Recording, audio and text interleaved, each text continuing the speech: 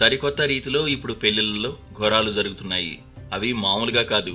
ఆ మాటకొస్తే పెళ్లి పేరుతో దోపిడీ చేస్తున్న వధువుల గురించి ఇప్పటికే వినుంటారు. ఇలాంటి మోసాలు ఈ మధ్య పెద్ద సంఖ్యలో వెలుగు చూస్తున్నాయి. ఇలాంటి మోసం జరిగితే కుటుంబం మొత్తం ఆర్థికంగా దివాళా తీసిన ఘటనలు అనేకం. పెళ్లి చేసుకుని ఆ డబ్బుతో పారిపోవడం వల్ల ఆర్థికంగా నష్టపోవడమే కాకుండా ఎదుటివారు మానసికంగా కూడా చాలా ఇబ్బందులు ఎదుర్కొంటారు. అలాంటి ఘటనే ఉత్తరప్రదేశ్ రాష్ట్రంలోని చందౌలి జిల్లాలో చోటు చేసుకుంది.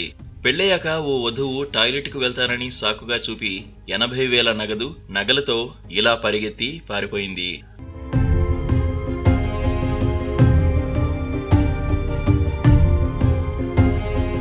పెళ్లి పేరుతో మోసాలకు పాల్పడే ముఠా ఈ ప్రాంతంలో చాలా కాలంగా కార్యకలాపాలు సాగిస్తున్నట్లు సమాచారం.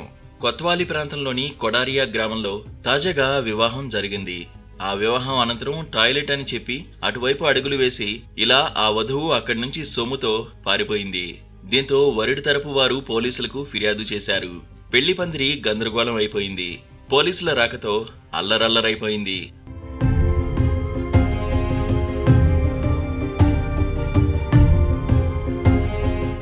ఒక ప్లాన్ ప్రకారమే పెళ్లైన తర్వాత వధువు మరుగుదొడ్డికి వెళ్లాలని సాకుగా చూపింది.